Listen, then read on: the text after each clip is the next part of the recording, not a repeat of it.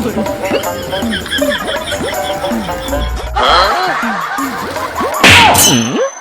ng mga bata, mga ka-lights. Dito lang yung bag nila. Ako ang cellphone. 4 to 5 PM nandito na ako sa paralan, mga ka-lights. Sinusundo ko na yung mga anak ko after sa aking work. At dito ako naghihintay sa waiting shed. Si Jackie yung pinanap ko sa mga kapatid niya dahil wala pa sila dito sa waiting shed. Pero andito na yung bag nila, ka-lights. Hanap sa dalawa. Pag wala dito yung mga anak ko, mga ka-lights, pero nandito na yung mga bag nila, sila yung naglalaro yan. Makikita nyo na lang sila, ang uniform nila wala na sa forma. Ayun, tapon pa sa towel. Yun, nakita ko na sila pero sila hindi pa nila ako nakita. Hindi na alam nandito na ako naghihintay. Kaya tingnan ko na lang kung ano ng itsura ng mga batang to, mga ka-lights. Sobrang pawis na naman siguro nito. Pero ayos lang, mira naman ako pinadala sa kanila mga towel.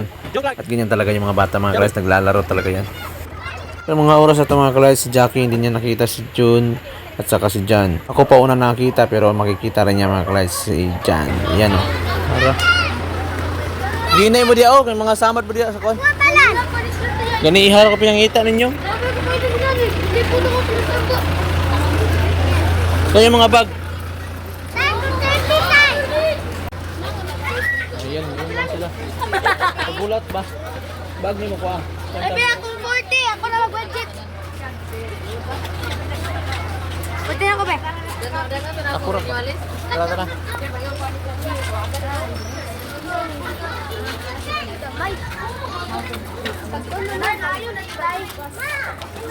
Wala. Tayo pa na to.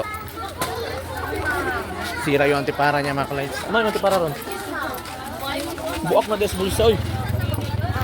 Sa araw pala ito, mga ka-lights, no? Ngayon ko lang sila nabigyan ng pambaon nila pagka-uwi nila. Ngayon na sila nakapag-snack. Pero minsan din, mga ka-lights, kahit nabigyan ko na to ng baon, pagka-uwi nila, manghihingi pa rin ng pang-snack. So, madudoble yung gastos. Kaya, hinuhuli ko na lang binibigay yung baon nila. Nakusukli sa mo? Natagak pa. Ang maganda sa paralan, mga ka-lights, kapag bibili ka ng mga snacks, dapat ganito yung mga saging, yung may mga laman talaga na pagkain, hindi yung mga junk foods, mga ka-lights. Dapat meron kang makukuha ang sustansya. Marami dyan ng mga pagkain sa paralan na hindi nakakabigay ng busog at hindi pa rin nakakabigay ng sustansya. Huwag na kayong bumili ng ganun. Dito dapat bilhin yung biskuit o di kaya ito mga ganito.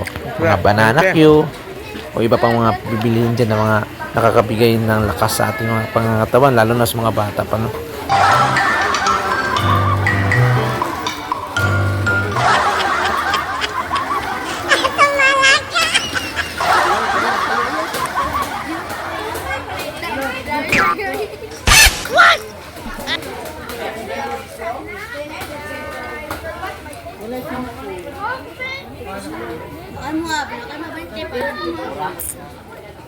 Palit boy, kaya magkakain og refill boy. Palit og lemon to boy.